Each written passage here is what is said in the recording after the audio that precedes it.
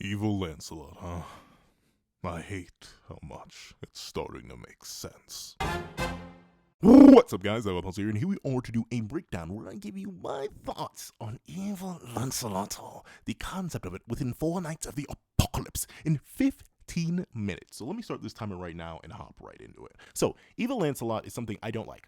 I'll be completely honest with you. I was going to sugarcoat it. I was going to be nice. I was going to be like, oh, well, I can kind of see a vision here or there. No, the reason I can't see a vision of Evil Lancelot is because there's been nothing set up narratively that would confidently convince me that the events that are foreshadowed in chapter 129, where Lancelot puts a spear through his father's chest, are in any way Lancelot.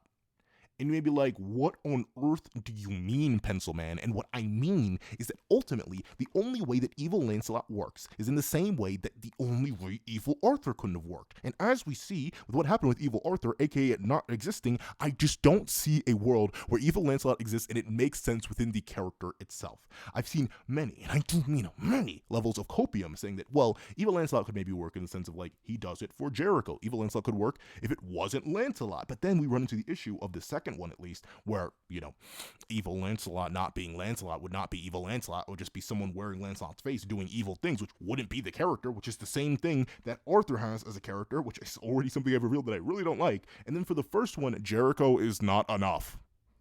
I don't mean to knock down Jericho. Best girl in the entire manga design, but regardless, Jericho is not enough to convince me that Lancelot would spontaneously turn around, seemingly within the current era that we're in, like 18-year-old Four Knights, to, spear his father. Because that's what's hinted at in 129. Like, that spear that seems to be Lancelot's sacred treasure, that happens seemingly, like, right around now, shockingly enough. So I don't think that's going to be possible character-wise. And you may note that right now I'm putting a whole lot of emphasis on character-wise, making sense, logical progression of narrative, except I'm not mentioning the narrative part. I'm just focusing on the character, because let me be honest with you, I don't like Evil Lance as a concept because I don't see Nakaba building to it in time, but narratively, Evil Lance almost feels like a necessity at this point, and it's because our main antagonist is so bummy. And you may be like, whoa, Pencil Man, did you gaslight me? Are you gatekeeping and girl bossing me? Was this just another way to slander Carther, but in a Lancelot style video to get me to click on? No, not entirely, but no, it's very important that the only reason Evil Lancelot is getting traction in my mind and in many other people's minds is because not only did the sins all gather in the most recent chapter at the time of recording, but also Carther just has no outs. He's just not strong enough as an antagonist as he stands right now. So we kind of do need someone to take up the reins, right? We do need someone to while out a little bit. We do need someone or some way for Camelot and Arthur and, the entire antagonist faction to feel like threats to actual relevant characters. What better way to do that than to take the character who's already so strong that he fodderizes the current main antagonist and have him go evil? I honestly can't think of a better one. Because here's the thing, right? Say we introduce a tertiary threat along the same time that we do have Camelot, and we have, obviously, our Four Knights / sevendeadlysins / Leonis / our good guys. That's going to be an entirely new threat. Meaning that we're going to have to emotionally start investing in that and building it up now, which, once again, just doesn't seem like it's going to be happening anytime soon. And also, it would kind of just undermine the rest of the Four Knights even more when Lancelot already undermines the rest of the Four Knights by his very existence. And, the big thing that worries me even more about, Evil Lancelot as a concept is that it seems so likely, despite the fact that even if it makes no character sense, it's almost a narrative requirement at this point, because Lance is a little bit too strong for the good guys. I talked about this many times before, where I think Lancelot's power scaling itself and where he stands is fine. He's the potential man that's actually being actualized in a way, right? We always complain about these characters having these crack genetics, these insane bases, these next level power-ups, this, that, and the third, but they never necessarily live up to the potential of all that. But Lancelot is the potential man who potential man. Honestly, Lancelot's very existence is what makes Tristan look so, I'm not going to say bad, but relatively underwhelming. However, the issue with Potential Man being so Potential Man, and not in the bad way, but in the good way, is that he still doesn't seem to be anywhere near his potential. Lancelot has already been set up as a sin tier, and by sin tier, we really mean Meliodas tier, if not above threat, and he's 18. 18, no sacred treasure, no ability to fully access his own potential, and no real challenge at this point. And he could still hypothetically grow wings. He may have still not optimized his entire kit.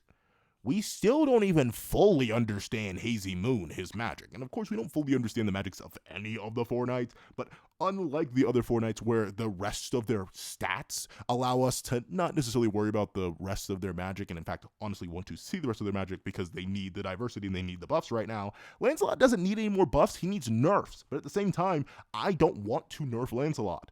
I think nerfing him would actually be bad, because in that case, just don't make him that strong to begin with. But the issue is, if we keep Lancelot on the side of the protagonist, freely accessible and not evil, I don't want to say we don't have any tension, but the tension is so thin that there might as well be no tension. And that's why I say all the problems in Four Knights narratively kind of circle back around to Carther, even though you can technically argue that they don't. Because with Lance's narrative positioning, he sort of needs to go evil to rebalance the plot. Because I want you to think about it just right now, what Camelot has versus what Leonis and our good guys have. Let's just remove Lance for a minute. We have Meliodas. We have Bon, we have King, Diane, Gother. Merlin is technically kind of a third party, seemingly hidden somewhere in Camelot, according to the racing chapter. But still, Merlin's still on our side. There still is a wayward piece of chaos that's stuck in Arthur right now, though seemingly he can't use it from what little we have on that Arthur. Then, of course, we do have Zeldris, then Gelda, then Mael, who have all appeared in the most recent chapter as well. Then we have literally every other member of the other races. And of course, that isn't that much, until you remember that's literally the entire demon realm, the entire celestial realm, which may include 3 reincarnated archangels, possibly Nanashi at this point, because we don't know if he actually ended up returning to... maybe he's confirmed he returned to Camelot? I don't think so, though. He may have not returned to Camelot, as Rosebing did return to Camelot, and we don't know the rest of the fates of those Chaos Knights. And that's the thing. The rest of those Chaos Knights, they're all fodder to a majority of our main crew. Remember, even the Giga Amped 4 Evils, or not the Giga Amped, really just the Chaos Amped 4 Evils, weren't really anything to our current casting crew. And I'm talking current casting crew as in Percy, Tristan, and Gawain, not Lancelot. Now throw Lancelot in that list of characters I just mentioned, and realize that even with these newly amped 4 Evils, who are clearly going to be something, they are still apparently, even in their giga-amped monstrous chaos states, manageable by a majority of our current cast, specifically our titular cast in the rest of the Four Knights. Lance isn't even needed to take care of the top group of Camelot right now. Every other Chaos Knight we see is likely going to be ranked beneath the 4 Evils, even in their relative base states, not to talk of their giga-amped Chaos states, which apparently could have been handled by our main cast, according to Lancelot himself. And note, in those characters I listed, I didn't even mention Balin. You know, the invincible man who is clearly powerful in his own right, or Nasians, with one of the most broken abilities in the entire series in a Spirit Spear. Oh, who else did I not mention? Literally, those are like the only 2 relevant ones, but then you still do have Isol, Kion, Brain, please. But essentially, you have the whole rest of the main cast. Dareth, Gareth, so many different characters on the good guy side. And Arthur has like 5. And Arthur himself just isn't really that comp on his own. So the reason I say evil Lancelot is kind of a narrative necessity, even if I don't think it makes any character sense for him to suddenly turn around and become evil. It's because we kind of need to rebalance the scales and reestablish some stakes, and the only way we can do that is by making Lance evil. Because here's the thing, right? I was thinking about applying this to other characters, right? Like, let's see what other characters could really have any setup or reason to become evil that would actually, balance the scales. But I don't think Meliodas has any way to become evil. That man's gone through 50 million different character arcs. I don't think anyone would really like it. No one would really be set up. Same thing with Bon, who gets, stabbed at 129, so it doesn't really make sense for him to become evil. King and Diane, same thing. Gother, Gother's actually kind of fodder, at least stat-wise, and most people know Gother's kit, so as long as they're keeping eyes on Gother going evil wouldn't do anything. Obviously, the rest of our 4 knights going evil wouldn't really mean much, unless Tristan gets a giga crazy next level Twilight Chaos Amp or something. He's still kind of fodder. Percy, while definitely dangerous in his own right, being, a life spirit and having connections to the Great One and stuff like that, even if he went evil, he would also kind of just be handled by Lance, and so would Gawain, and so would literally anybody else. So, like, Lance is the only guy who could kind of flip and go evil. And here's the thing, right? As much as I say it wouldn't make sense character-wise for Lance to go evil, Lance's body, or, like, soul or something being corrupted by chaos is kind of already set up with him being infused with the Lady of the Lake, right? And, like, obviously the Lady of the Lake said, oh yeah, Carther, I'm never gonna help you, you're actually kind of a bum, and she literally washed him. Still, that's there. And if I'm Nakaba Suzuki and I need to rebalance the scales because I made my main antagonist so bummy that most of my reader base and even our current cast doesn't take him all too seriously, including just an aspect of one of my titular characters, yeah, I'm gonna have to do something. And the best something to do is just to make Lance, like, mind control evil and have him slaughter those 7 deadly sins to massively weaken the hero side, and then the rest of the story, or a good chunk of the story, will be about saving Lancelot from, like, either himself or the Lady of the Lake or the corrupted chaos inside him, and this, that, and the third. And I don't know, man, I just don't like it. Like, even if I can argue and see the vision narratively, and even see how it's been set up and hinted at through, like, his infusion with the Lady of the Lake, and Carther wanting to do that, and the whole idea of corruption, and this, that, and the third, that's been established about the chaos stuff, and I get it, absolute power corrupts, absolutely, I get all that, but it's just not, it's not interesting, because I feel like if it happens on, like, a genuine character basis, it just wouldn't make sense, and if it didn't happen on a genuine character basis, it just wouldn't be Lancelot. Like, all the actions that evil Lancelot, quote unquote, would take if he was being controlled by Carther, being, like, controlled by the Lady of the Lake, who was being controlled by Carther, or something along those lines, or chaos corruption, is, like, that's not Lance. It's not him.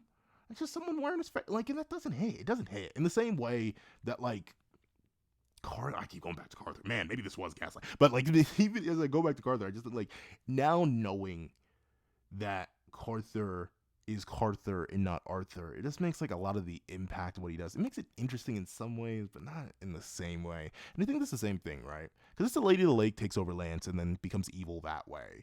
Like, I guess it's cool Lady of the Lake characterization, but she doesn't have any character dynamics with anybody. Who cares about the Lady of the Lake? And, like, Lancelot has character dynamics with everybody. Like, literally everybody. Like, he has character dynamics with King, Diane, Gother, Meliodas, Bond, Tristan, Gawain. Like, that's the thing. Like, I hate it because it makes sense, but that wouldn't be Lance, bro. And, like, could Nakaba gaslight me to make me think it is Lance? Probably. Like, it could work, right? Even for the dramatic irony of it. Like, this is where the logical person in me, who's like, if you forced me to write this narrative, what I would do just to balance the scales, like, it makes sense. And you could have, like, the whole tragedy aspect play into it. We're like, oh, look at how sad and terrible this is, that Lancelot's been hijacked by chaos and turned on his friends and family, basically had to slay his own father for the sake of something beyond his control. Like, it's all there, but it just doesn't feel right? Like this isn't one of those twists or, like, possible plot turns where I'm, like, kicking my feet, wiggling my toes, being like, ooh, I'm so excited, I can't wait for it to happen. It's like knowing you're gonna get punched in the face, right? Like you're just in the position, you're waiting for it, but it doesn't make it any more pleasant. Like, evil Lance feels inevitable in a way that I don't like. Because when I think about the last time a main character was so overly strong they had to go evil, I think it still allowed for interesting commentary on the character, very specifically because of their history. I'm thinking of Mel in the original series again, where, like, Mel was forced to go evil post-resurrection because he was way too strong for the hero side, he was alongside Escanor and the rest of the sins. But that still was interesting commentary because it reminded us of, like, what Meliodas used to be, and was a good commentary on the Meliodas when he was leader of the Ten Commandments. And of course we still had Meliodas, the actual real character, doing actual real character things in Purgatory. Like, we still had stuff. And I'm not saying that still couldn't happen for, like, an evil Lance, but I just don't feel like it's as likely, or it doesn't work as much, because Lance has just kind of always been cool. And, like, and by cool, I mean, like, actually, like, a good person. Like, there's no evil commentary from Lance. Like, any evil Lance stuff where Lance just becomes a bad person, either spontaneously or through chaos corruption or through possession, it's just, like, it's not Lance. It doesn't have any interesting commentary on the previous Lance. And, like, the only commentary that exists is that, oh, absolute power corrupts absolutely. Like, all that raw power shouldn't be contained within one being, stuff like that, which is fine, but, like, we kind of already have that commentary with Carther and, like, Arthur. Admittedly, though, he's not nearly anywhere near all powerful, but we even have that commentary in the original series. I don't know. I think that's my issue with Evil Lance, right? I see it. It makes sense narratively. I just don't think it makes sense character-wise, and I don't think it would be narratively satisfying. And, like, I want to trust Nakaba Suzuki, but Nakaba Suzuki's been making a lot of weird character choices recently. Especially ones that just don't make sense. So I wouldn't actually put it past him to do something like this and just have it be, you know, whatever, to make the plot function. Because he's kind of done that before. I wish I could end this on a more positive note, but I'm literally out of time. So, like, there are my thoughts on Evil Lance and why I kind of don't like it and, like, really don't like it and kind of don't want to see it. But, of course, those are my thoughts. Please tell me your thoughts in the comment section down below. If you've been only seeing this video, please leave, I don't know, let's see, Spear of Chaos. That works. Actually, yeah. Spear of Chaos works. Leave a Spear of Chaos in the comment section down below. I want to thank you so much for watching. Please leave a like, share, comment, and subscribe. And make sure that little notification bell so you don't miss out on any videos that come to the channel. Also, you even have a Patreon down below where you can support me for as low as $1 a month. Things like exclusive videos, early content, and more. So now become a member of the channel for as low as $3 a month to get the same perks and more. So those perks include the live reactions here of the series I happen to review, including every single chapter of Four Knights of the Apocalypse. Ad-free variations of all my videos, early ad-free access to all my videos, and not just all my videos here on the main channel, but all the videos on the second channel, that got the reaction, where I drop 45-minute to 2-hour-long reaction videos every Saturday at 1 p.m. EST, and of course, any other channels that would happen to exist eventually. And on top of that, you will have your name listed at the end of literally every single video I produce, and I mean every single video. Every single video is what I'm talking about, where you get your name listed if you're just a $1 member or higher, but then if you're a $3 member or higher, you get your name listed and read aloud at the end of every single video. So there's a nice little perk there. On top of that, if you want to ever do some live yap, some live chat with your boy, I do stream over on Twitch, that guy with the controller, at 1 p.m. or not 1 p.m. Whoa, wrong time. 8 p.m. EST every single Friday. So if you want to roll over there, you can go down, click the follow on that. And on top of that, if you want to drop 5 means to a short video, 20 means a long video, or any means at all, any support is always greatly appreciated. You can do that in the Ko-Fi link down below. But now I want to thank you so much for watching, and hope you guys have a wonderful day. This is That Guy with the Pencil, writing off.